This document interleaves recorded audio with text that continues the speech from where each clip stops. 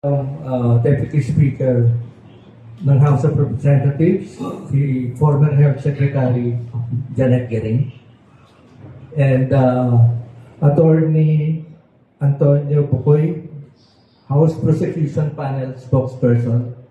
Didiscuss nila ang what to expect from here on now that the Supreme Court has spoken. Tapos yung House mayroong motion for reconsideration. Ano yung next steps for the House at this point? Sino ang gustong Deputy Speaker? So ma'am, anong estado ngayon ng impeachment ng House of Representatives? Uunahin pa muna yung Supreme Court? O igigiit ang o maghihintay pa ng isang taon? Well, I leave it to the leadership and the consensus of majority of the members of the House. Sa pagkakaintindi ko, ang Kongreso ay nagpadala na ng motion for reconsideration and we are awaiting. Ma'am, doon po sa mga lumagda sa impeachment, meron po bang nagbabagong isip o mas nadagdagan pa yung sumusuporta sa impeachment? Well, hindi kasi namin nakausap, no, isa-isang mga miyembro, na focus at natutok, ako and my part and the other members, on the organization of the House para masimulan na agad ang mga hearings, no, malamang baka next week, kahit pa paano medyo masimulan na. And of course, kasama na rin dyan yung Quadcom 2.0, yung murang pagkain at abot kamay na kabuhayang committee, which will be probably headed by the Committee on Ways and Means and the Committee on Agriculture. And andun din yung mga ibang mga bagay-bagay pa kung saan pag-uusapan yung reforms in how the budget deliberations are being handled. So the House will not focus in large measure doon sa impeachment issue, but rather address other pressing issues. Well, as of the moment, personally hindi ko pa masabi, pero sa pagkakaintindi ko, marami rin ang medyo nag-iingay to pursue deliberations on similar matters, no? So yan, I leave it to the legal experts on what to do. Medyo maingay, lalo na yung mga nasa minority at yung ibang mga may advokasya on accountability. But the details of which, as of now, hindi pa alam ng karamihan because we have to go to a consensus and discuss things. Ma'am, itong impeachment na ito, nakatulong dito, isa sa nag-fuel ng impeachment complaint na ito, ay yung mga nadiskubre, narinig sa pagdinig ng House of Representatives. At tanong ko po sa inyo, ano ang sitwasyon ngayon? Nabawasan ba yung fervor? Wow, yung mga mag-iimbestiga, considering na yung accountability na hinihingi, nakasunod ng pagkakadiscovery sa House hearing, ay tila para binuhusan ng malalig na tubig. Well, malawak kasi, no? Malawak yung scope ng ibang mga komitiba. So sa pagkakaintindi ko, merong mga aspeto at may mga bagay-bagay na ipagpapatuloy depende sa komitiba na nakatuto, no? Pasensya na, ayaw ko kasing paunahan yung mga committees. At the proper time, they will be coming out to air and state the decision of majority of its members. Precise for me to say, ang nakikita ko lang on the part of the minority, andun yung kanilang ingay, hinaing, no, pagkadismaya. And we have to hear all voices in the House. And I am not sure where the committees are going to kasi depende yan kung saan yung takbo, ano yung sasabihin ng ating mga kongresista. But in terms of transparency and accountability, sa pagkakaintindi ko ay hindi yan hihinto. Ma'am, marirepair po ba, again, another elephant in the room, ang relasyon ng Senado at ang House of Representatives after all this? Parang sabi ng iba, it's 19 versus 290. I believe yung ibang aspeto kaya naman talagang ma-repair, no? Ang hindi kasi namin naiintindihan bakit napupunta sa personalan at name callings, which is essentially, no, it's quite unethical. Kasi natural talaga yun na nagdedebate ang mga legislators. Ngayon, itong Senado at ang Kongreso, may kanya-kanyang stand yan, may kanya-kanyang priorities yan. Talagang palagi nagdedebate yan, even within our ranks, no? Sa loob ng Kongreso mismo. Ang mga senador, ganun rin, nagdedebate rin yan. But almost always, the level of diplomacy and professionalism prevails. In this case, hindi namin naiintindihan bakit parang tila marami yung mga hindi magagandang salita na narinig. Ako personally, nagulat ako na nakita ko sa isang kaibigan kong senadora whom I used to respect, no? Kasi hindi pwedeng, uy, palitan nyo yung liderato nyo. Parang, we are functioning very well, systematically, and we are very organized in the House of Representatives. Hindi niya nakikita, hindi niya nararamdaman yung mga problemang nasusulbat dun sa baba, especially among our constituents. Being a consensus builders, and I'm referring to Speaker Martin Romualdez, yung bang papakinggan niya ang lahat ng aspeto, hahanapan niya ng solusyon na bawat problema ay talagang matugunan. Hindi naman lahat, no? And these are not personal problems. These are problems ng aming kanya-kanyang constituency na nadadala sa taas. So hindi namin naiintindihan saan nanggagaling yung pananaw ng Senado na tila, akala nila, magulo kami. Parang baliktad yata, no? So, these are matters that should be treated with utmost professionalism, diplomacy, and a proper interaction and comments based on issues and merits. Kasi kapag medyo personalan, hindi naman sa lugar no ng pagdedebate, ano na lang ang may kita ng taong bayan?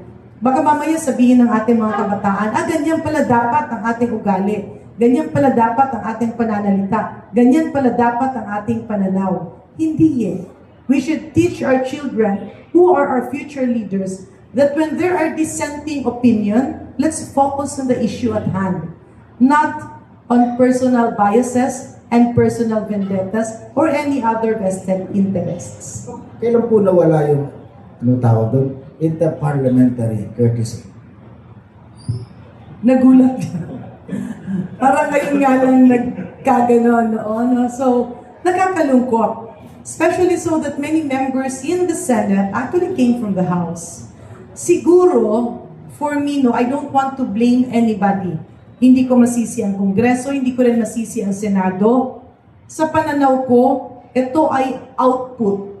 Bunga, malamang, no? Bunga ng evolution.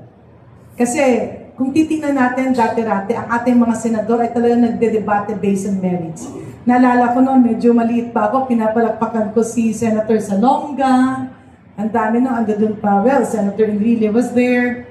Andiyan pa si Senator Soto. At nung talagang kabataan, halos lahat yata ng aking mga kakilala sa school, nung nasa elementary at high school kami, crush si Senator Ping Lacson. Kasi andun siya ka natututo. It's not only in the Senate, umiba ang scheme of things in our country kung saan mas namamayagpag yung social media na hindi na alam ng tao kung sino ang nagsasabi ng totoo at hindi. Example, in-interview si Senator Ping Lacson. Ngayon yung interview niya, kinapture. Pero later on, naging fake news. May mga dinagdag na bagay-bagay. Nasama pa ako doon. Tapos hindi naman totoo. And I was talking to Senator Ping, sabi niya, naku, yung itong mga tao to hindi naman talaga reliable kapag sila ang source of information. However, the general public does not know. Anong ibig kong sabihin? Sa sitwasyon ngayon, minsan, napipilitan ang Senado to act on what is popular to the people. At ang mahirap dyan, almost always, good governance does not mean good politics. It's always opposite. Kapag gumawa ka ng tama, it's bad politics. pag gumawa ka ng people pleaser ka na lahat ng gustong marinig, oo-ohan mo, but it's almost always lip service, it's good politics. So, yan ang medyo masalimuot na situation. Kami kasi sa distrito, sa constituency, mas kilala ka ng kasamahan mo. Mas kilala ka ng constituency mo. Parang classmates kayo in a classroom. Diba pag may classmate ka, Personal. dati-dati, crush na crush mo. No? Pagdating dun sa classroom, marirealize mo, nako, hindi pala ito nagtututbrush. So, mahirap halikan. Diba yung mga ganung bagay? No, minsan, oy, nako, parang akala mo talagang okay, but when you're together in a regular fora, makikita mo yung mga negative sides. So it's a matter of accepting the negative sides and looking at the positive sides. In the Senate, hindi eh. You have to base it on what the people is hearing. Kaya minsan, maski mali, kailangan mo ng populist attitude. So baka, merong ibang mga nag-iisip na bumanat ng ganyan to get, to be popular to the people. Kasi they're testing, remember during the former president's time, kapag nagmumura si former na Pangulo, nagtatawanan yung mga tao. So baka ito tinitest din ng iba. No? Yan yung mga bagay na nag-evolve. And basically, that's the reason why Senate is where it is now. And probably, siguro sa isa pang medyo masalimuot, tumataas ang trust rating ng Kongreso. And as a matter of pride and ego, syempre, ayaw yun ng Senado. Pero ako'y nagdadasal pa rin at I am deeply praying that Congress and Senate can go back to diplomatic relationship, diplomatic debates. Kasi ever since naman meron mga away-away yan, no? Pero based on issues, based on merits, no? At kailangan na maging mabilis. Ang dami kasi mga batas. And we go back. Kasi nga, napaka-konti ng Senado at napakarami ng trabaho. Kaya syempre natural, iinit ang ulo ng iba. Okay. Ma'am, nabanggit niyo kasi na marami sa mga senador ngayon, dating kongresista. And ironically, the most quote-unquote anti-congress senator ay dating kongresista. Sila po ba yung hindi pa nakaka-get over? Naging familiar lang sila makipag-debate sa congressman. Kaya hanggang rin ang gustong kadebate ay congressman. Tingin ko naman hindi, no? It's testing the waters, what is popular to the people. Kasi naging ganun na ang thrust. Parang kung meron kang gagawing tama, pero hindi popular sa tao. Example, linisin mo yung, parang ano yan linisin mo yung ibang mga sangay ng gobyerno na kung titingnan mo, akala mo popular sa tao. Pero sa trabaho, sa loob, hindi pala. Pag nilinis mo yan, patay ka kaagad kasi iiyak-iyak or whatever, no? Meron mga mangyayaring ganon.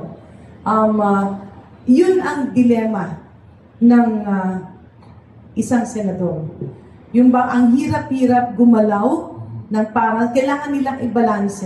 It's always going for what is popular, talking about what the people can relate, instead of doing policies and legislative measures that will actually uplift the lives of Filipino families. Ang problema kasi yung ang measure ng trabaho mo is not immediate Ang measure ng trabaho mo is long-term after several years. So paano nila ngayon ibabalanse na makikita na agad-agad matutuwa yung tao sa kanila. Kaya minsan, napupunta sa bastusan. Okay. Isa pa, may tanong si kasamang Butche. Ma'am, to the point na, minsan naman may intellectualism ang insultuhan. Sabi ng ilang senador, kaya nga lower house ang tawag Sagot naman nung nasa maka-house, kaya nga tawag sa kanila is lower house.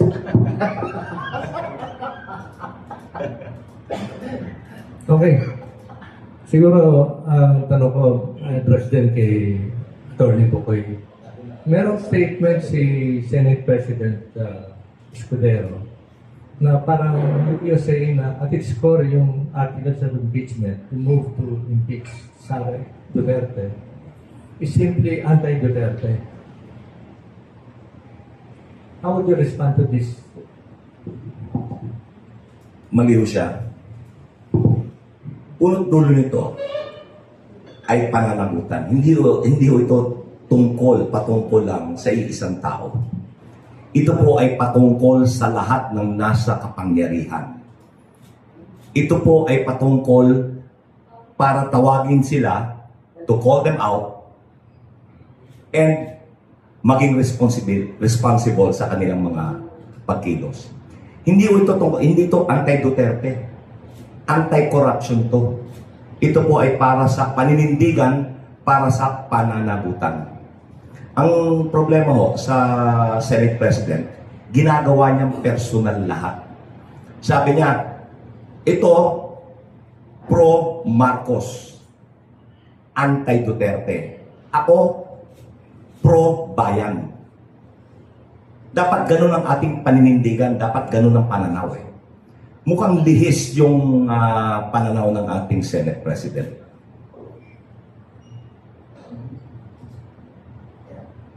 Sige, bago natin.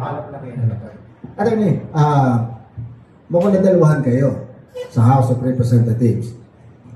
Nagdesisyon adversely ang Supreme Court na hindi man lang kayo hininga ng panig. Again, nagdesisyon ng Senado na hindi man lang hiningi ang inyong panig. Hindi ba parang in your face na pagkasabing don't play it up. It's not in our face, it's in the face of the country. Hindi kami ang hiniya. Hindi kami ang binastos. Ang binastos ang saligang batas at ang sambayanan. Hindi ho namin binibilang ito, natalo kami. Ang natalo dito ang bayan. Ang natalo dito ang katotohanan. Yan ho ang dahilan kung bakit kami ay hindi bumibitaw sa aming paninindigan. Kaya kami nagsumite ng motion for reconsideration upang tawagin ang pansin ng kataas-taasang hukuman na punuan ang kakulangan, na iwasto ang pagkakamali. Yung motion for reconsideration ay hindi ho para pagpuna. Hindi ho ito para itakwil. Ito po ay para tawagin ang kanilang pansin upang magsumamo na bisitahin niyo muli yung inyong desisyon na sa palagay namin at inilahad namin sa motion for reconsideration ay mali mula letrang A hanggang letrang Z. Mali. Hindi batay sa katotohanan, kontra sa ebidensya, kontra sa batas, at lalong higit, kontra sa saligang batas. Yung pong debate dun sa Senado, archiving at saka yung outright dismissal, sa inyo po bang tingin, as a lawyer that you are, maliban sa pagiging tagapagsalita ng House of Representatives sa usapin ng impeachment, yun po ba yung pagkakaiba? Malaki yung pagkakaiba. Kung iyong naaalala, ang motion ni Senator Soto ay to table it, meaning isa-isang tabi muna. Okay. Again, may motion to dismiss si Senator Marcoleta. Pumasok ulit si Senator Cayetano to amend. Gaya ng ginawa niya yung kay Senator Bato na to dismiss. Ang ginawa niya to amend, inasa naman ng Senado, to return, to remand. Ngayon naman, sinabi niya, huwag natin i-dismiss, i-archive natin. Kung maliit ang pinagkaiba nun, napakaliit.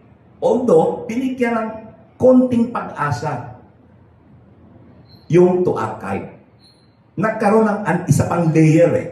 Kung itinable lang, kung baliktarin ng Supreme Court at makinig sa amin, at kumatik sa amin, sa aming motion for recon, ang gagawin lang ng Senado is to reconvene and to take up the articles of impeachment. But with the archiving, may layer na naman.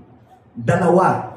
Una, kinakailangan may magmosyon sa mga senador to revive or to take it out of archive. The motion is not enough. Kinakailangan pagbotohan. Kung bumoto sila na hindi, to reject, saan na tayo pupulutin? Kangkungan? then that will now bring us to a constitutional crisis. Kung hindi susunod. Mahirap pong hulaan ngayon kung anong gagawin nila. Na kung sakali na ang mataas na hukuman ay kumatig sa amin at makinig sa aming pagsusumamo. Mahirap sabihin kung susunod sila o hindi. Pero sa naging botohan at sa naging pagkilos ng mga miyembro ng Senado, mukhang mahirap na naman. Kasi 2 layers eh. May motion to revive or to take it out of archive, and second, magbobotohan pa. Eh kung mag-19 na naman, 1941. So paano na? Constitutional crisis. Sana ho hindi umabot doon. Attorney, simula ko i-verify hanggang recently, nagdedebate ang lipunan kung anong meaning ng forthwith.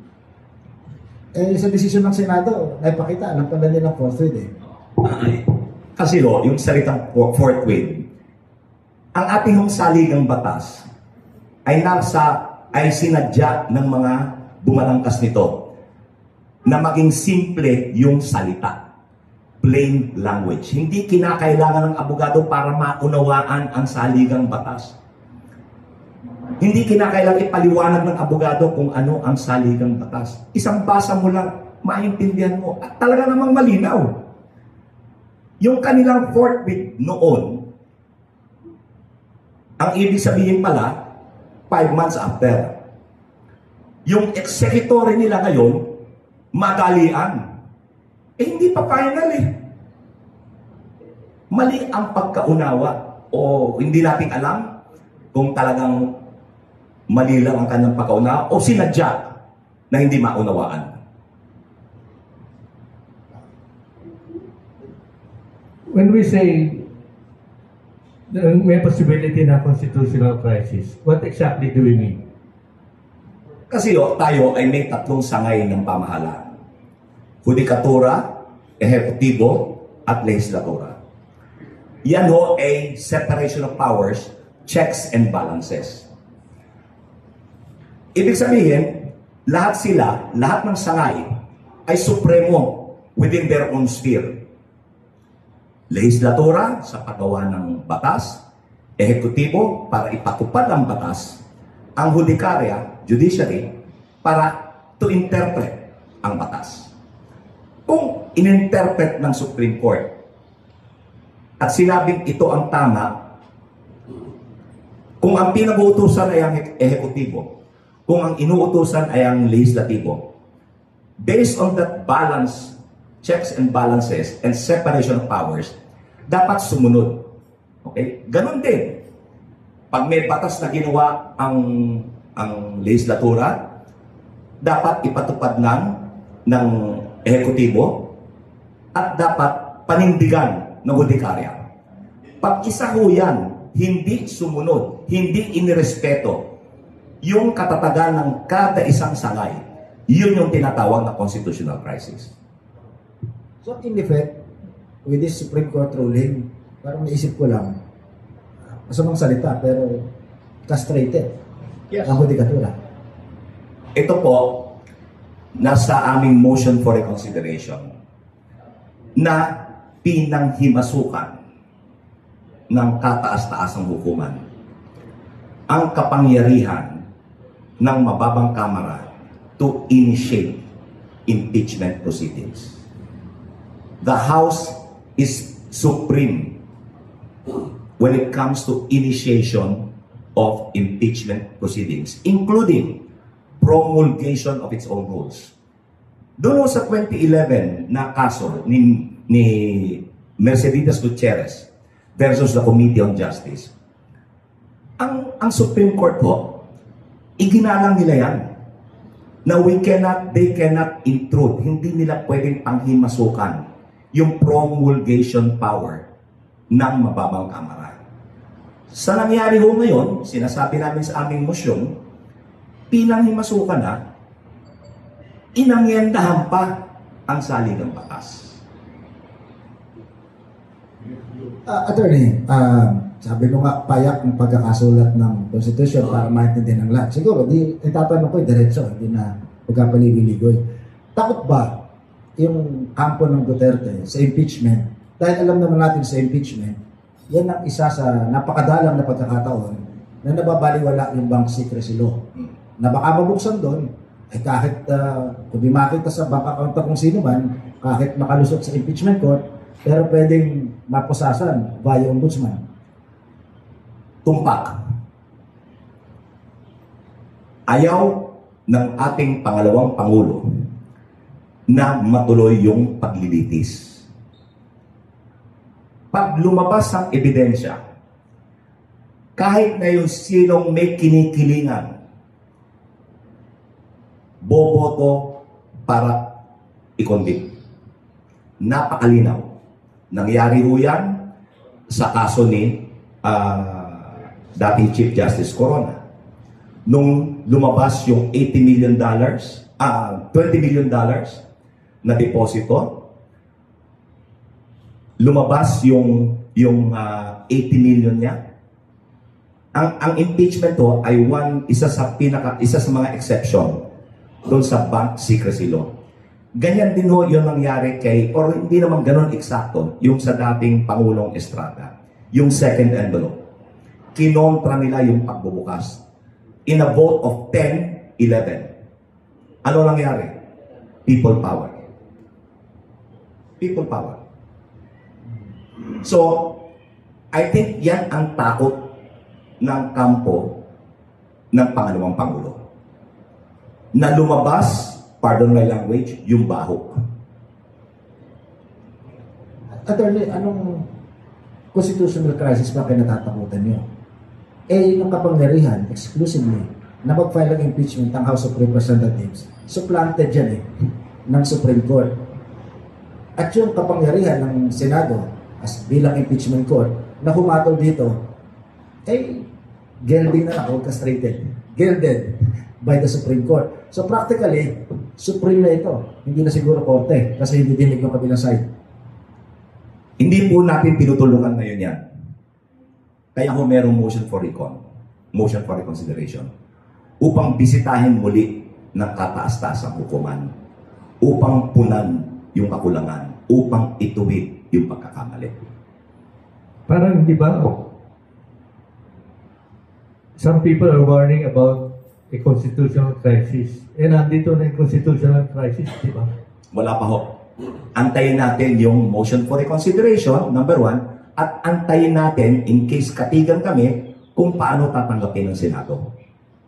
Kami po, kung hindi kami kakatigan, sasabihin ng Supreme Court, hindi, tama kami. Hindi ko namin susuwayin yan. Susundin namin yan. The House will not cause the constitutional crisis. Di po ba? Oh, see? The Constitution, the reason, the catalyst for the constitutional crisis will never be caused by the House. Attorney, minsan nakakapagtaka na ang pinag-uusapan sa impeachment ay puro technicalities, rules. Batas mong sabihin, pero batas lang na ginagamit para susugan ng kanilang katwiran na maitaguyod yung rules. Hindi ko bang impeachment hindi lang naman ito judicial process. Practically, this is a political process. It is first and last a political process. Bakit kanyo? Ang maghahain ng impeachment, yung initiation ng impeachment complaint, nagsisimula sa mababang kamara. Hindi ho lahat yan abogado. Ang paglilitis ay gagawin ng Senado, hindi ng hukuman. Ang maghuhusga ay mga senador na hindi lahat abogado. Political dahil iba ho ang motivasyon nito, hindi upang parusahan, hindi para ikulong, hindi para bawian ng buhay o pag-aari ang nasasakdal. Ano ho ang konsekwensya? And what is the consequence?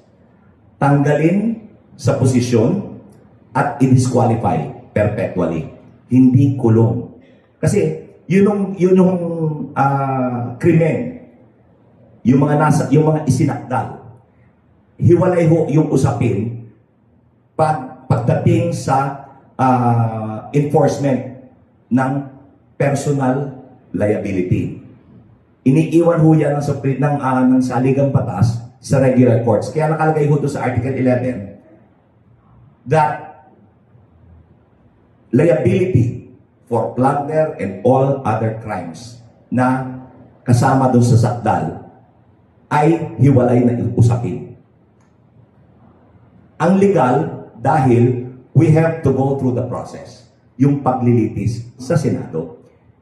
Pero yung naging desisyon ng Supreme Court, lumalabas may paglilitis sa Kamara, which was never the intention of the Constitution. Hindi ho yun yung naging intention.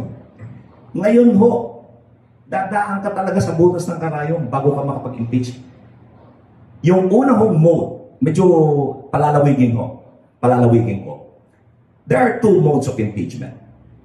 Yung una reklamo ng isang mamamayan na inendorso ng miyembro ng Kamara or complaint ng isang miyembro ng Kamara. Yun ang dadaan sa hearing sa committee. Pag na-refer, yun yung initiation. Yung second mode, one step lang, self-executory. Pagka meron kang at least 1/3, yun ang articles of impeachment. Yun ang ipapadala sa Senado. Tapos, maglilitis na forthwith.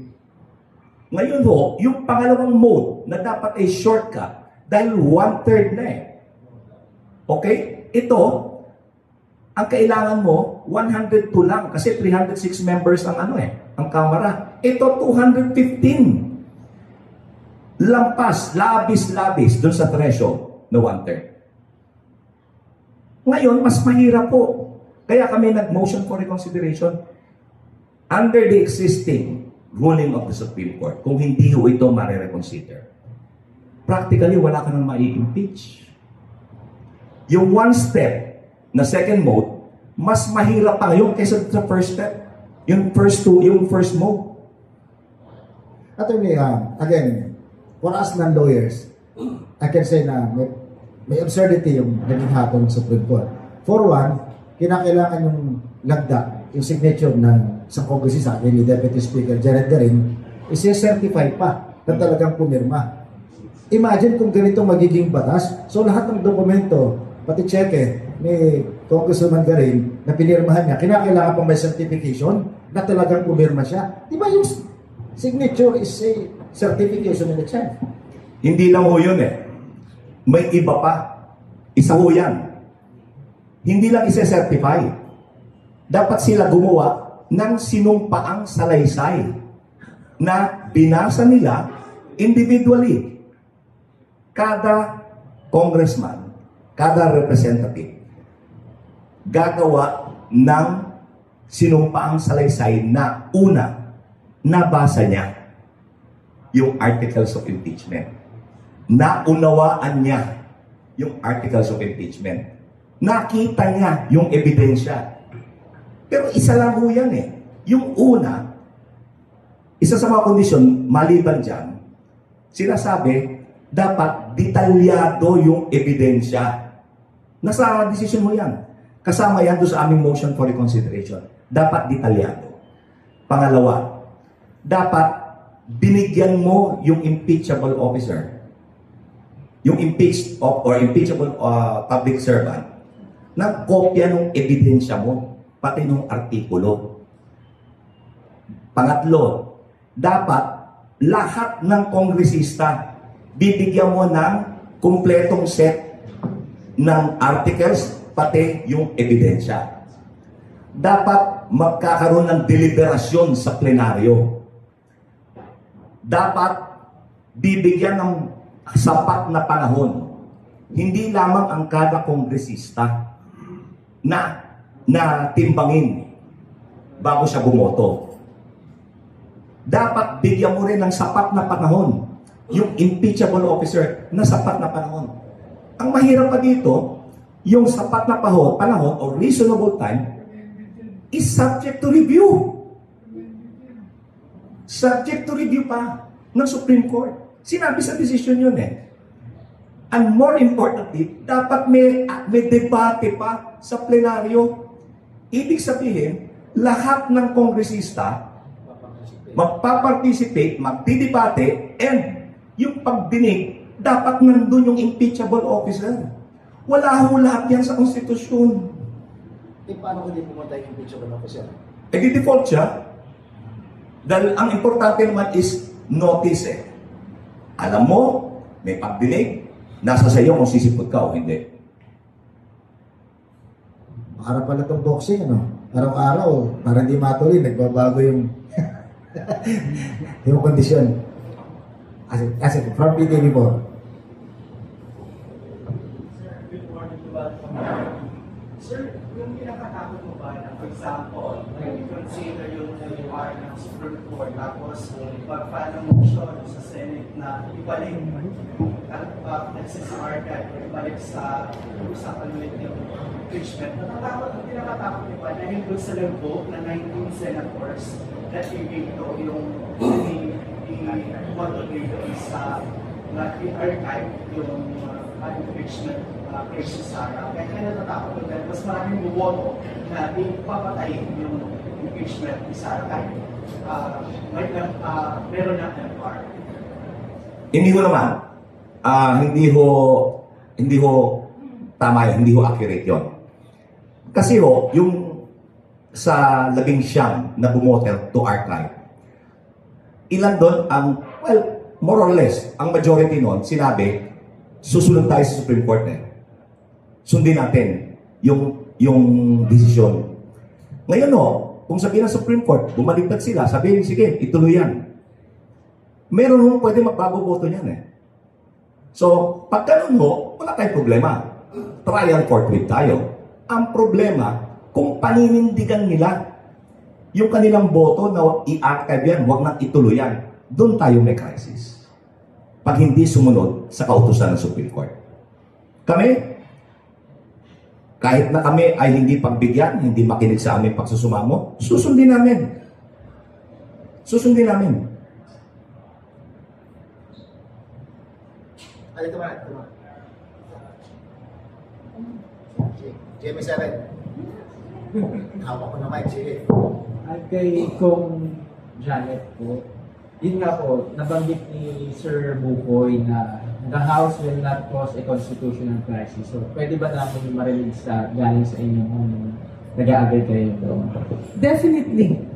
Kasi obligasyon namin sa taong bayan tutukan ng mga problema without bypassing accountability and working for whatever is in the interest of the general public. So a constitutional crisis should not have a place in I think the Philippines is top 2 in the most happiest people in the world. No? So talagang hindi talaga siya pwedeng mangyari. Kaya naguguluhan din kami bakit tila may iba na mga nananadya.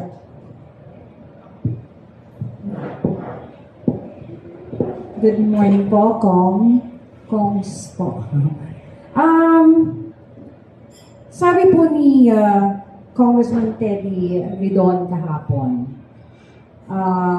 meron possibility na refile ang impeachment complaint on February 2026. Hindi ho ba, ano ho ang magiging bago doon kung sakali po na yung MR ay hindi naman mag-prosper? Ano po? Ano ang magiging bago doon? At amenable po ba kayo doon sa pagre-refile para lang matuloy talaga yung impeachment case? Hearing the legal luminaries in the House. Sa naririnig kasi namin doon sa mga magagaling sa legalidad sa Kongreso, klaro sa kanilang pananaw na talagang may basihan yung motion for reconsideration. So we put it at that at kung meron bang pagbabago just in case that it will not push through and it will be refiled. Kung meron ng pagbabago, let's wait and see what happens in the next months. Kasi hindi ko rin matansya, I cannot speak for our colleagues who are really bent on making accountability core of their advocacy. So, hintayin natin.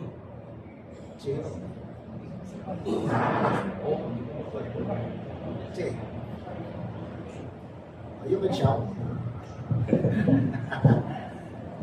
Yan po, magandang umaga po. Tatanong ko lang din po, since nabanggit na rin po ninyo na bubuhayin po ulit yung ating pong Quadcom 2.0. Kaya po, meron po bang chance na dun sa ating Quadcom 2.0 ay titingin muli yung mga confi funds po ng pangalawang Pangulo sa kanyang opisina at sa pagiging DepEd Secretary?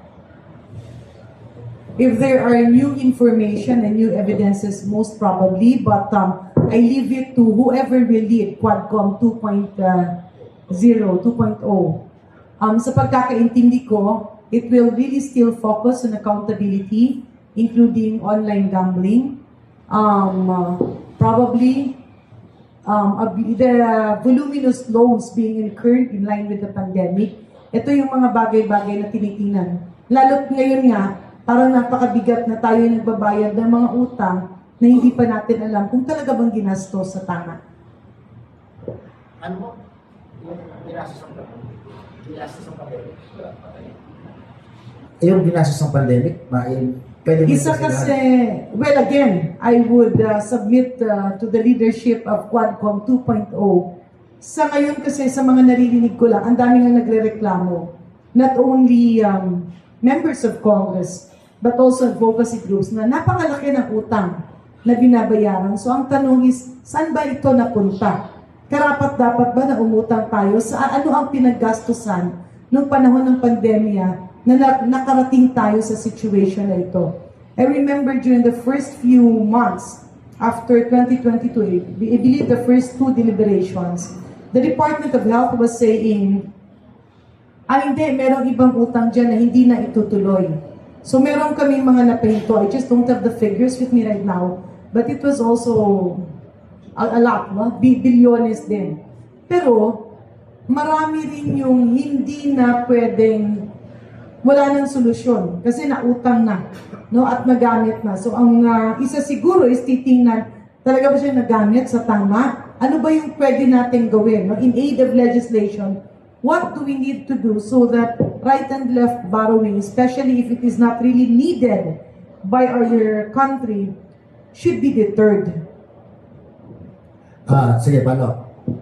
Kay Attorney Bukoy po and Kong Janet, kung sakali nga po na hindi pumabor yung Supreme Court sa motion for reconsideration, sabi nga po nyo na the House will abide by the Supreme Court's rule. Ano po yung magiging next course of action natin? Maghihintay na lang po ba yung House na may mag-file ulit ng impeachment complaint sa next year, February, kung sakali? I think I will leave the answer to the Deputy Speaker kasi ang tinatanong niyo ay kung anong susunod na akbang ng Kamara. I leave it to the members, all the members of the 20th Congress, no? Kasi sa ngayon, lahat nag-uusap-usap, no? And, syempre, iba ang stand ng minority, iba naman ang stand ng majority. So, these are things that we need to discuss, we need to balance, and come up with concrete statements. And doon din kung meron mga magfa-file, hindi naman namin pwedeng pigilan yan. Lalo na kapag kumpleto, in form and substance, it is our constitutional duty to accept and endorse that. No? However, again, babalik tayo. Ang hirap kasing magsalita ng tapos kasi many things can happen from now onward. Especially that we have Quadcom 2.0. We also have other committees looking into the possibility of abuses in government. Is it possible for the prosecution team to ask the Supreme Court to hold oral arguments bago sila mag-decide dun sa motion for reconsideration? Yun sambayan na grupo ni former Senior Associate Justice Antonio Carpio at ni former Justice Conchita Carpio Morales, meron silang isinumite na motion for leave to intervene and motion for leave to admit intervention. Sa kanila hong prayer, sinama ho nila dyan yung issuance of issuance of an order for oral arguments. Tsaka yung status quo ante. So, hindi na ho namin kinakailangang ulitin yon dahil may nakabinbin na. Hiningi na ho ng sambayan yon. Ang amin ng prayer ay para bawiin yung executory order, number 1, and second, para i-reverse yung decision and to allow the impeachment trial to proceed. So hindi na kailangan yung oral arguments. Hindi, kailangan no. Pero ang ibig kong sabihin, hindi na namin kinakailangan idagdag magsumiti uli ng motion for oral arguments dahil meron ng ifinal yung grupo nila ng mga ex-justices na nabanggit ko. Okay, dito muna.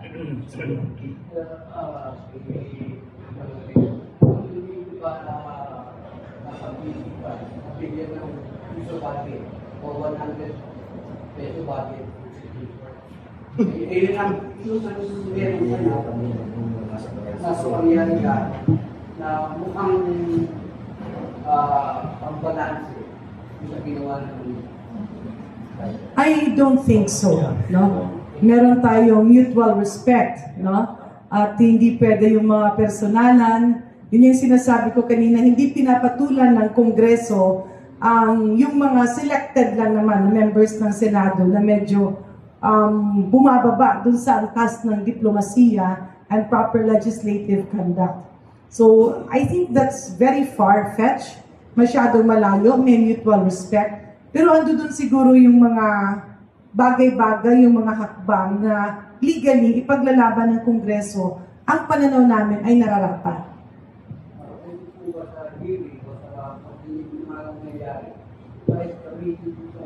budget na magkaroon ng reforma ng Supreme Court sa makakapagpapal ay sanay sa pamahalaan. I think mas maigi siguro na talagang idaan sa legal na proseso.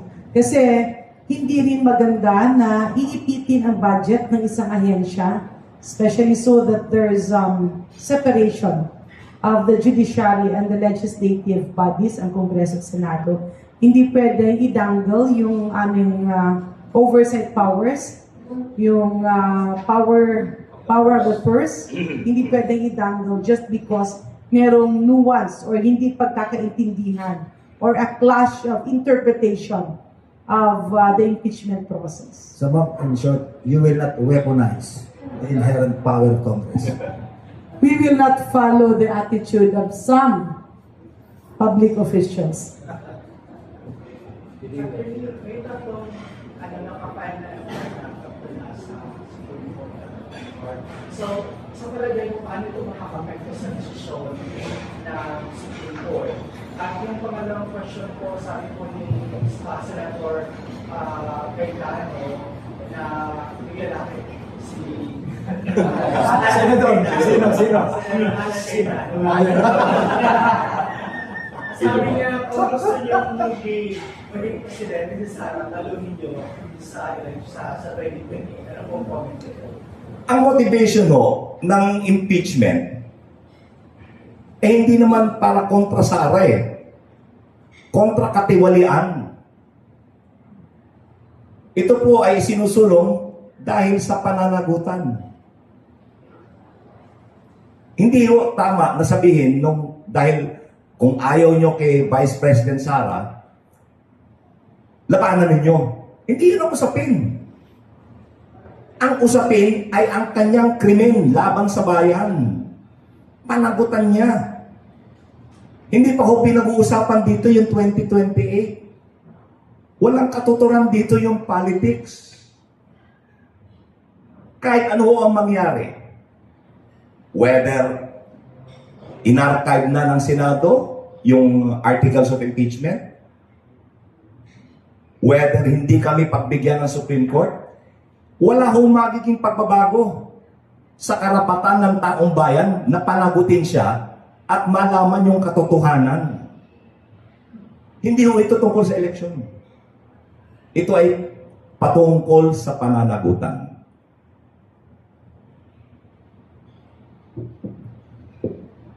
Nakita niyo na ba yung evidence against Sarah?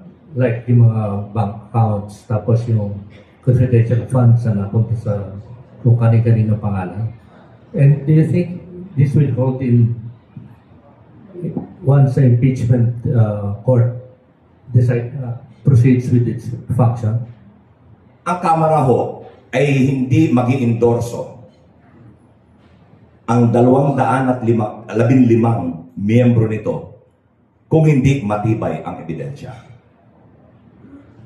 Hindi ho ito suntok sa buwan. Alam ng Kamara ang ginagawa nila. Alam nila kung ano ang haharapin nila kung hindi tama at hindi suportado ng ebidensya yung articles of impeachment. So, ang kasagutan, matibay ho ang ebidensya. So kung dahil ito hindi gustong matuloy, yan ba'y patunay na matibay ang ebidensya? Kasi kung kakasuhan mo ko at wala kang ebidensya, hindi sigo. Kasi ayaw nila matuloy dahil matibay ang ebidensya at wala silang ebidensya. Yun lang ho ang punot dulo nito. Kasi kung may ebidensya nila na sila, uulitin ko, dapat may bloodbath na tayo ngayon. Eh hanggang ngayon, bubble bath pa rin. Umabot na tayo sa Supreme Court, bubble bath pa rin. Sir, ako po si JC from TV5. Sir, kunin ko lang yung soundbite na yung pag-archive ng articles of impeachment does not mean na patay na siya or it's the end. Hindi kami susuko na porke in-archive na tapos na ang boxing. Umaasa pa kami na pakikinggan kami ng kataas-taasang hukuman. May pagkakataon pa, meron pang chance na dinggin kami.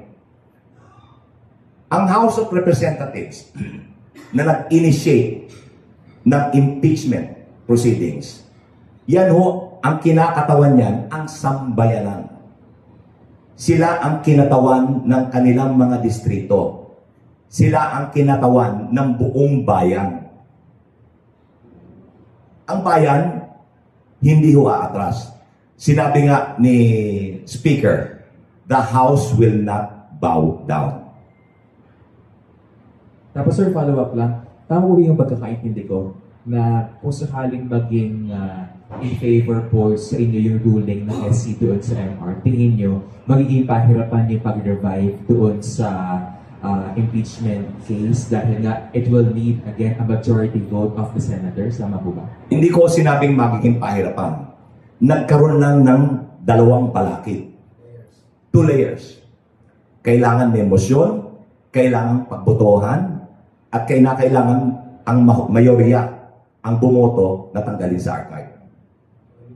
So hindi ho kami sumusuko na sana maliwanagan po ang Supreme Court at sana tumugon ang Senado bilang impeachment court.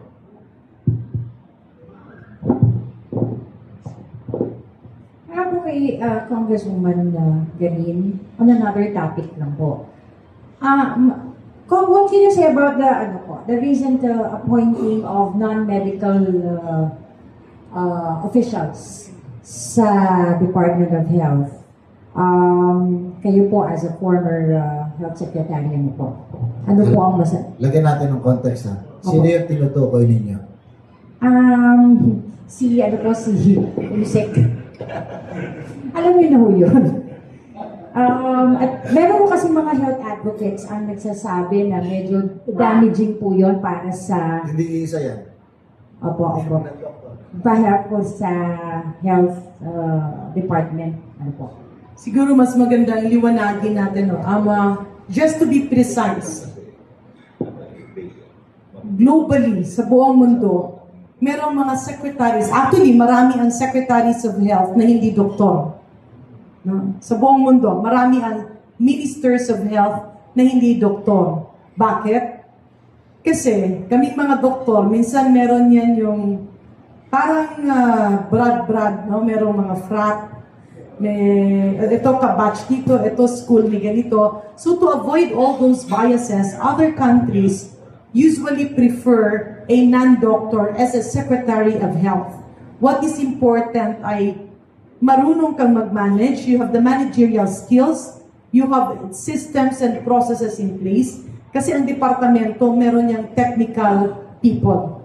So if we talk about technical people, syempre kailangan doktor. Depende sa kung anong bagay ang pinag-uusapan.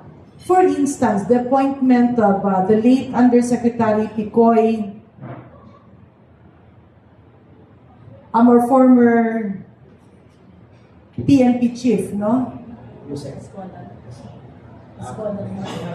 Yung former general na PNP na appointed. Yusek Picoy Cascolan. Okay.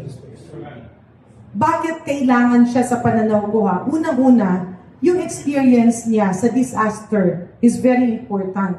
Tsaka ang DOH kasi, marami dyan yung mga doktor. Pagdating, because health is devolved, when you go down, paano mo ngayon mahaharap yung LGUs, yung mayors, yung governors, that certain representation, kayang-kaya yan ni Yusek Cascolan.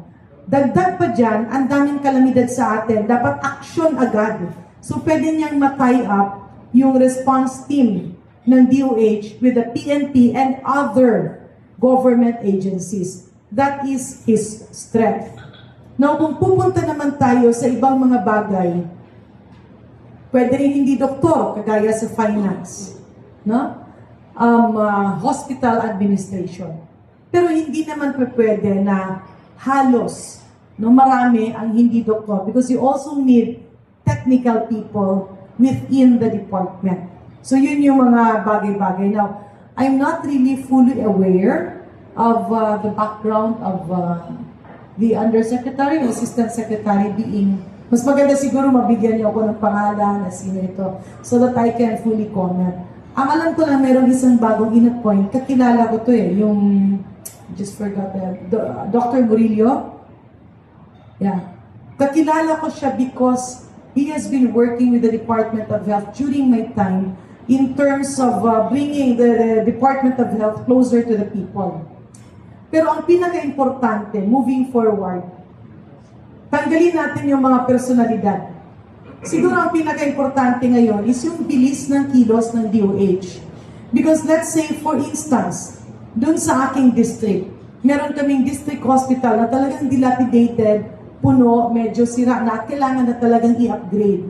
We were very thankful when the president who passed by there and the speaker, nung nagpunta siya ng bagong Pilipinas ay nakita nila. At ang sabi, itong hospital na to ay lalagyan ng 150 ba yun o 155 million. Hanggang ngayon, hindi pa nasisimulan. And this was like 2.5 years ago. Kaya ang pera nare-revert na. Hindi lang yan. Marami pa dyan na hindi natututukan yung trabaho. So on top of having technical people, we need to have an aggressive leadership in the department na yung kanilang tinitingnan ay paano ba magiging ramdam ng bawat pamilyang Pilipino ang kalusugan. We cannot have mere lip service. The DOH officials has to walk the talk. Kaya nakikita natin yung reforms sa PhilHealth. Natutuwa yung tao. Nakikita nila saan ba tayo papunta. Where are we? And I'm referring to the taong bayan. Ang palagi nilang tanong niyan nasaan ba kaming mga, if I may, hindi, not myself, no, don't take it literal, pero ang dapat kasi niyan is nasaan ba ang bawat pamilyang Pilipino sa plano ng DOH? Nasaan ba ang bawat pamilyang Pilipino sa plano ng PhilHealth? Kasi nakikita natin ngayon, ang daming unnecessary programs tinanggal sa PhilHealth. At yung pera ng PhilHealth members ay napupunta na sa benepisyo ng taong bayan. On the part of the DOH, ang dapat tingnan niyan is, ano ba ang totoong serbisyo na kailangan ng taong bayan? Bakit ba kailangan pang ma-revert yung mga pondo na napakasayang? It's not just about money. It's also about services being delayed. Bakit ba kapag ang DOH ay mag-a-approve ng design or plano ng isang panggobyerno ospital, napakatagal at napakabagal? Bakit palaging walang tao ang mga opisina? Bakit palaging umiikot at nasa abroad yung iba? Ito yung mga kailangan natin. Okay? It's good to have technical people inside, but this should also be technical and working people. Now, I've read, I've received a lot of calls from specialty societies, from the medical association, at naiintindihan ko sila. Kasi I've worked with them from top to bottom. Ang kanila kasing takot at hinaing, tila andun yung fear na mukhang baka walang direksyon ang departamento. And kalusugan is core of our existence. And that is the reason why lumalabas itong mga hinaing right and left. Lumalabas yung mga kabasino ba yan? Sino ba to? Eh dati nakikita namin si Yusek Rosette who became OIC, and I'm referring to Dr. Rosette Vergere, na nakita. I've also worked with Rosette. Actually, when I joined the Department of Health, nakita ko na freelancer siya. No? Kasi mabilis magtrabaho. But then that is what we need. Nung kapanahon yun, so nilagay namin siya sa FDA, ang daming backlog na na-resolve. Nung nilagay siya sa Department of Health, I requested her to assist me. Yeah, dapat lang talaga kasi tama din yung kumpas ng liderato ng Department of Health para yung ating mga direktor, ASEC, USEC, and directors can also deliver for our people. Yes, ma'am. Actually, I'm referring to Yusek Randy Escolango na from the SUD. Sa housing. Yes, galing mo siya sa housing. Siya ho ang ipinalit sa health as Yusek din po. Anyway, ma'am, konti na lang po ito. Isa na lang po. Do you have any advice po for sa issue po ng pag-handle ngayon ng mga hospitals regarding sa outbreak po ng leptospirosis? Ang sabi ko kasi ng ibang mga officials ng hospitals ay ito po ay dahil, kaya hindi na rin nila matanggap sa sobrang dami ng pasyente, ay dahil sa ating problema, sa ating pong flood projects, flood control projects. Unang-una, ang leptospirosis, we really expect that every time may bagyo, every time may flooding. Sa pananaw ko, the flood control projects, ang dami kasing kailangan. Meron mga maganda ang gawa, meron din hindi acceptable yung gawa. So yung mga hindi acceptable, dapat managot ang kailangang managot. Pero yung tulong naman na nabibigay diyan, let's say instance for my district, na napakahaba ng coastline. Kapag bumabagyo, talagang wala. Wasak ang lahat ng bahay at pababa na yung coastal. Kumbaga, pati national highway nagiging pinapasok na ng tubig. So, kailangan natin yung flood control projects na. But leptospirosis is a different matter in the sense na ako personally sa pananaw ko, dumami ang kaso dahil kinulang ang preparasyon ng mga taong namamahala sa kalusugan. Bakit? Alam na natin yon. Yes, we remind people, but reminders should be aggressive. Hindi pwedeng taas lang ang nagsasalita hanggang baba. Our next question is, nasaan pinaproposition yung gamot? Kasi preventable yun eh, kaya medyo nakakasama ng loob because leptospirosis is a preventable illness. I believe 2 budget hearings ago, including the budget hearing last year, paulit-ulit yung appeal namin sa Department of Health. Ang sinasabi ko ng paulit-ulit, huwag mag-preposition ng gamot sa national office. Ang sabi nila, sige, ibababa namin sa regional office. Kulang pa rin. Dapat i-preposition ito dun sa mga school, sa LGU level. Kasi ang window time na umiinom ka ng doxycycline para prevention for leptospirosis is within 24 to 72 hours. The earlier, the better. Kaya kung nasara yan, binagyo yan, hindi madaanan, yung gamot mo ay nasa regional office, or nasa central office. Tapos ang bagal-bagal pa ng ibang mga kawani ng Department of Health, hindi na nakakarating sa taong bayan. So ang tanong ko, nag-commit ang DOH 3 years ago, 2 years ago, and even last year, that doxycycline should be prepositioned at the level of the local government units. Ang sabi ko nga, yung mga school, ginagawang evacuation center yan, i-preposition doon. Para kapag bumaha yung evacuees o yung mga karatig na barangay, nga inom. Nga inom. Kasi ang daming binibiling gamot, pero hindi naman nagagamit. Yun ang masakit eh. It's very painful to see people dying, to see people critical in the hospitals for an illness that should have been preventable. So if you ask me, it's not, alam mo, pamumulitika ulit yung nililig sa flood control projects eh. If you ask me, it's a failure of communication, reaching the people, and it's a failure of implementation. Because the budget is there, the medicines are there, napakamura ng doxycycline, pero hindi nagamit ng maayos. Kapag nasa mga barangay, di nakikita mo ng lumalangoy, o nga, inom ka agad. Kasi may mga situation talaga, hindi mo mapigilan ang pag-wade. No? Nabaha ka, pauwi ka. Ako, pag nagre-relief kami, bawat bagyo, hindi ako sumisid or hindi ako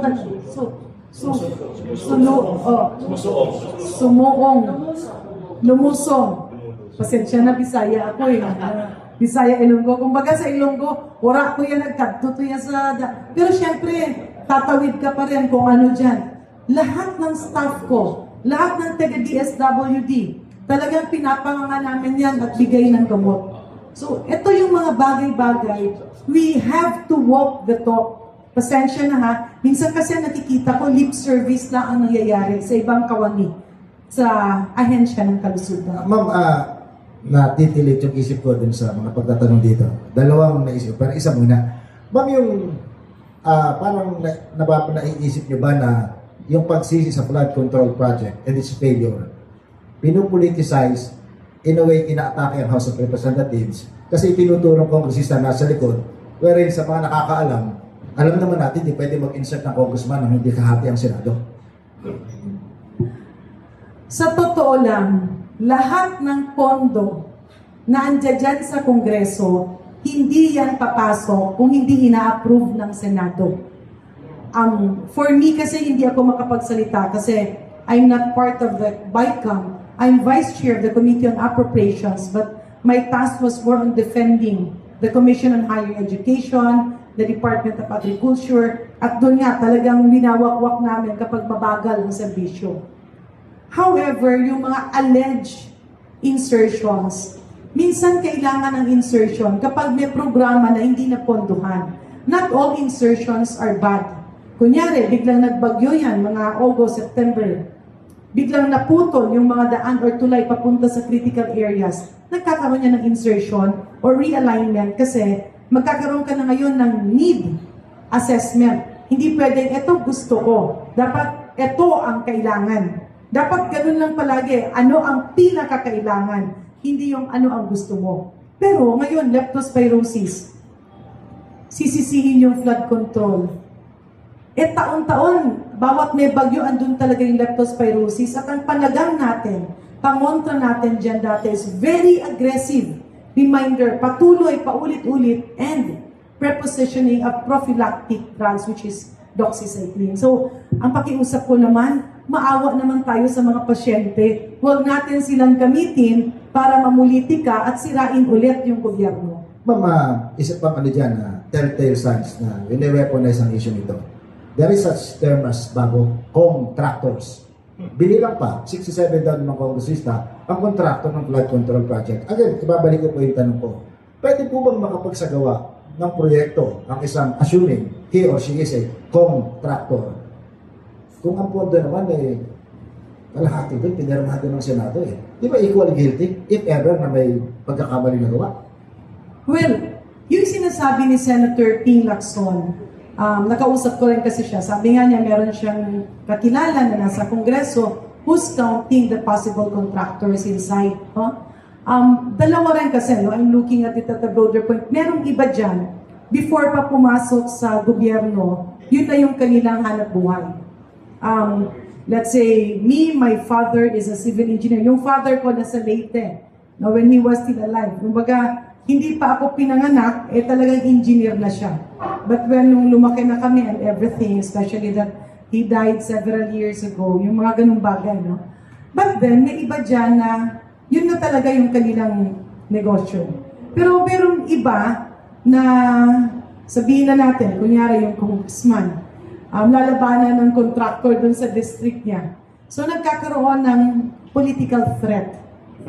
And, I mean, nakikita ko sa iba na ito yung congressman, matagal na siya nandiyan dyan, ang sipag-sipag niya, pero wala siya masyadong pera, papasok yung contractor niya, lalabanan siya, either matatalo siya or magsusurvive na konti lang ang lamang, dun nagsisimula ang masalimuot na sitwasyon. Meron namang ibang situation. Papasok yung isang contractor, pinahirapan siya, inipit-ipit siya ng iba't ibang mga ahensya, sasabihin niya, okay, tatakbo kong congressman para proteksyonan ang aking negosyo. Mga ganitong bagay. And these are the real situations on the ground na kailangan matutukan. No? Pero sa pananaw ko kasi, ang ito naman sinakyan kung sino-sinong pangalan ang nilagay doon, alleging that these were names mentioned by Senator Ping, where in fact, hindi naman totoo. And even Senator Ping was surprised bakit may mga pangalan na nilalagay na hindi naman yun ang nasa listahan niya. So kung tingnan mo, pwede kasi itong diversionary tactic ng mga talagang involved. That's one. Pwede rin diversionary tactic ng mga kalaban sa politika. Okay?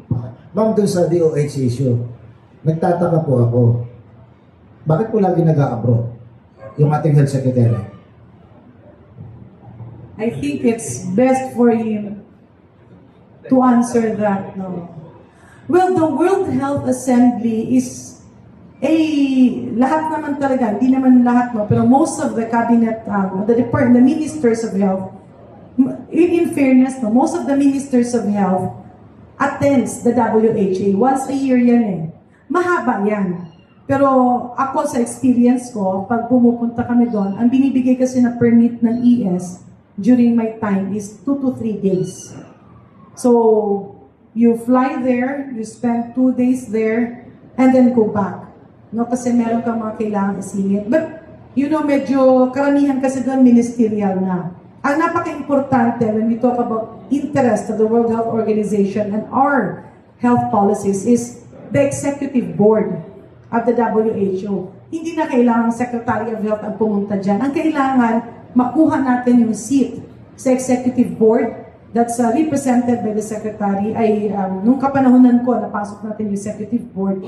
But then magde-delegate ka ng technical person who knows the ins and outs of WHO to represent our country and the ASEAN neighboring countries in that aspect. Dapat ganun. Now, siguro, lagyan lang ng rules. When to leave, when not to leave, how long, and how many you can bring para mawala na yung mga aligasyon na yan. Ma'am, masama po epekto ng Facebook at iba pang social media. Nakikita ko po kung sinong kasama. Nakapost. Tinitingnan ko po doon, higit sa kalahati, hindi man lang doktor, hindi man lang taga-DOH. Yun po ba'y dapat kasama sa rules na pinapayagan pag-abroad ng mga government, mga cabinet secretary in particular? There are two kinds of leadership kasi, no? And it depends on the decision of the member of cabinet. Okay, let me put it this way. Kanya-kanyang diskarte yan. Minsan, merong leader na dadalhin mo yung marami to please them. Pero meron namang leader na pipiliin mo lang yung sinong makakasama na parang inaano mo, no? Parang sinishare mo. Not all will have to travel always. A few will be allowed. The others will be next time para hindi na-jeopardize yung trabaho sa loob ng opisina. No? So, kapag ikaw naman ay talagang, pasensya na, I'm being very diplomatic. Ikaw talaga, Rian, ang hirap ng mga... Okay, to be blunt about it, there are two kinds of leadership. Yung isang leader that you please the people around you para walang reklamo, pero may leader naman na tamang-tama lang, you base performance on the output of each bureau or department at kaya nagtatranscend sa taong bayan. So, Maano lang pala ako, no, if we go back to the issue ng mga projects, sabi ko nga, bakit hindi natin tingnan yung isang aspeto na kaya nagkakaproblema rin? Kasi yung iba, alam mo yung bentahan ng projects, that's the real reason. Bakit ang pangit ng quality ng project? Kasi meron dito, contractor ka nga, tapos meron ka pang link, kumbaga sa ibibenta yung project, ang daming subcon. Wala nang naiiwan. Parang bigas yan eh.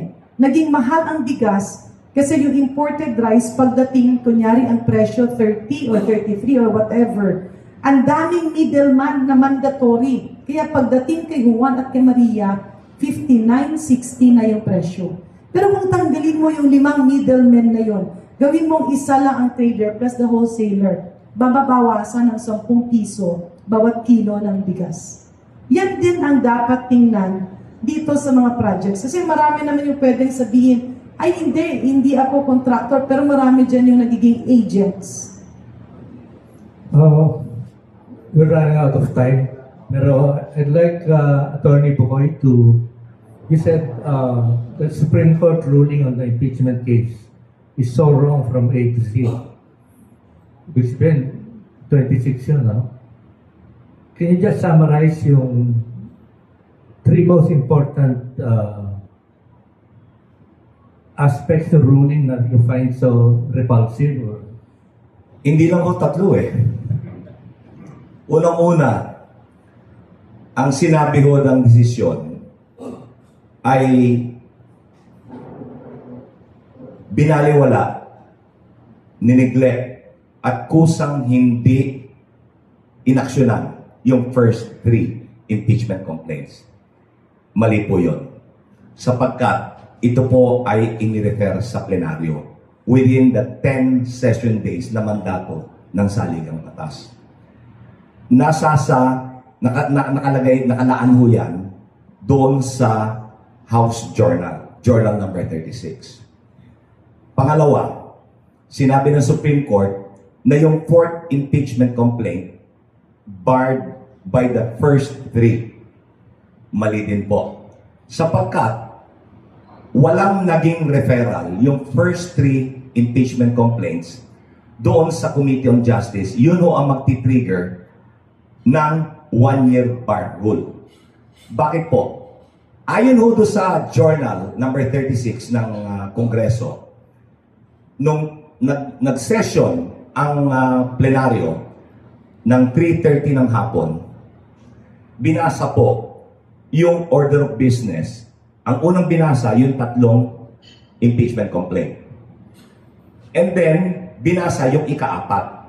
Sa dahilan yung ika-4, ay meron ng more than, well, at least 1/3, like I said, 215, na dapat ay 102 lang, pero sumobra-sobra nga. Ayon sa konstitusyon, ito na yung articles of impeachment at kinakailangang ipadala ito sa Senado. Nagkaroon po ng motion si Congressman Delipe. He moved the plenary to approve the articles of impeachment, yung 4th. Dahil sabi ng saligang batas, yan na yung articles of impeachment. And then, pinagbotohan, sinabi, approve, send it to the Senate. Ngayon, nagkaroon ng suspension ng session. Nung mag-resume yung session, doon mo, bago yung nag-resume, nagbotohan na, nag-eleksyon na kung sino yung mga public prosecutors. And then, nagkaroon ng recess, suspension. Nung tumuloy ho, nung nag-resume yung session, doon ho, pinagbotohan muli na i-archive yung 3 na impeachment complaint. Ngayon, sabi ng Supreme Court, nung nagsara yung session, yun daw ho ay dismissal na or termination nung first 3 impeachment complaints. Mali rin ho yun. Sapagkat, yung adjournment or termination ng session ay nangyari nung June 13 pa. Meron pang 3 session days ang Kongreso. At kung ang nire-refer naman nila ay yung adjournment sine die, meaning doon nagtatapos ang Kongreso, June 30 pa ho yun. Not February 5. So, ang nag-trigger ng 1-year bar rule, hindi yung first 3 impeachment complaints. It was the 4th impeachment complaints. Dahil, inaprobahan ng plenaryo, pinadala na sa Senado. Yung 3, in-archive after napadala. Yung articles of impeachment sa Senado. So, ang nag-trigger, dahil sinabi ko, is the 4th, not the 3. Yung sinabi lang, dahil nag-terminate na raw yung session, hindi pa nag-terminate kasi ang termination, may 3 pang session days ang Kongreso June 2, June 3, June 9. Nag-terminate yung session, June 13. Kasi iba yung session days sa Kongreso Hindi calendar days. Session days. Ang session day pwedeng 1, 2, 3, o 1 linggo. Depende kung kailan sila mag-a-adjourn. Pag sinuspend yung proceedings, tumatakbo pa rin yun. Binibilang pa rin yun kasama dun sa session day. So, pangalawa yun. Pangatlo, sinabi, pinagkaitan daw ng due process ang pangalawang Pangulo. Kung maaalala natin, yung sinabi ko, meron hong hearing yan pag na-refer sa Committee on Justice. Kailan ho nire-refer to? Doon sa first mode of impeachment. Meaning, may reklamo na verified ang isang miyembro ng Kongreso or isang mamamayan nagsampa ng reklamo na inendorso ng miyembro ng Kamara. Yan ho, pag ni-refer yan sa Committee on Justice, yan ho yung initiation. Ngayon, yung second mode, ito po yung fast break ayon sa Constitution. Pagka at least 1/3 ng miyembro ng Kongreso ang pumirma at nanumpa doon sa articles of impeachment, yan na yung articles. Hindi na kinakailang pagtalunan yan. Diretso yan sa Senado. So, ang due process para sa Vice Presidente, sa Senado yan, sa paglilitis. Sa paglilitis, second mode yan Kasunod, ang sinabi ng Supreme Court, itong aming desisyon, prospective. Retroactive ang epekto. Malilino yan. Sa sarili nilang doktrina. Ang lahat ng kanilang doktrina, pagka binago nila yung existing doctrine, prospective. Kasi paano nakasusunod sa doktrina that was not inexistent nung kumilos ka? So, ang nangyari ang Kongreso, pinarusahan, sinisi, sa pagtupad, pagsunod, doon sa doktrina. Pinarusahan ang Kamara. Dapat yan prospective, hindi retroactive. Ang masama pa sinusugan nung desisyon, yung impeachment, yung mga requisitos. Anong sinabi nila? Number 1, dapat matibay, detalyado yung ebidensya. Pangalawa, dapat binigyan ng kopya ng artikulo at nung ebidensya ang pangalawang Pangulo. Pangatlo, dapat daw lahat ng mga miyembro ng Kongreso bibigyan